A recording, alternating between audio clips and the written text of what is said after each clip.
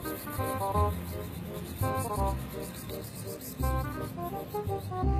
શિવ શિવ શિવ શિવ ભગવાન આની આત્માને શાંતિ આપે.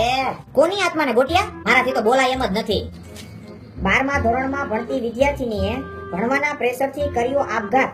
આ આટલું બધું ટેન્શન હું કામે લેતા હશે? તે જે ખચોડો આપઘાત કરી લે. ટેન્શન છોકરાઓ ના લેતા હોય, પણ એના ઘરવાળાઓ એને પરાણે મજબૂર કરતા હોય ટેન્શન લેવા માટે. કેમ ઘરવાળા મજબૂર કરે એટલે? છોકરાને ગમે એટલા ટકા આવે ને તોય એના ઘરવાળાને ઈ ટકા ઓછા લાગે.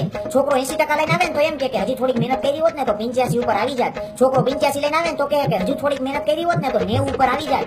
છોકરો 90 લઈને આવે ને તો એમ કે હજુ થોડીક મહેનત કરી હોત ને તો 95 ઉપર આવી જાત. હવે છોકરા હું 100 માંથી 100% લઈને આવે તો થાય, અને 100 માંથી 100 લઈને આવે ને તોય ઈ ધરાય એમ નથી. તોય કહે કે હજુ થોડીક મહેનત કરી હોત ને તો 105 આવી જાત. પણ ઘરવાળા તો કીધા કરે હવે આટલા ટકા લઈને આવજો ને આટલા ટકા લઈને આવજો ને. હવે એનું બહુ માનવાનું ન હોય. અરે ગોટિયા, તને શું ખબર? અમુક પેરેન્ટ્સ એવી સિચ્યુએશન ઊભી કરશે ને કે આપણા જીતુભાઈની છોકરીને તો 12માં 85% હતા અને તું તો એના કરતા ભણવામાં ક્યાંય હોશિયાર છો.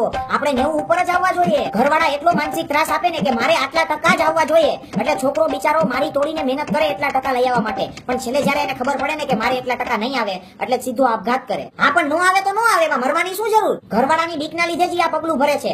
ઘરવાળાઓની આશા બહુ મોટી હોય છે ને એ આશાઓને પૂરી કરી ના શકે. પછી એને અંદરથી બીક ઘરી જાય કે પપ્પા હવે મને ખીજાશે તો, પપ્પા હવે મને કે બહાર નહીં જવા દે તો, પપ્પા મને આગળ ભણવા નહીં દે તો. આ તો ખોટું જ છે હો યાર. છોકરાઓને આટલું બધું પ્રેશર થોડું કપાય. એ જ ને, બધાય મુકેશ અંબાણી થોડાક બને. જેટલા ટકા આવે એટલા ટકામાં ઘરવાળાએ ખુશ થવાનું હોય. 90% વાળો છેલ્લે ગઈડો થઈને મરવાનો હોય, 40% વાળો છેલ્લે ગઈડો થઈને મરવાનો હોય. એવું તો નથી કે 90% વાળો વધુ જીવે.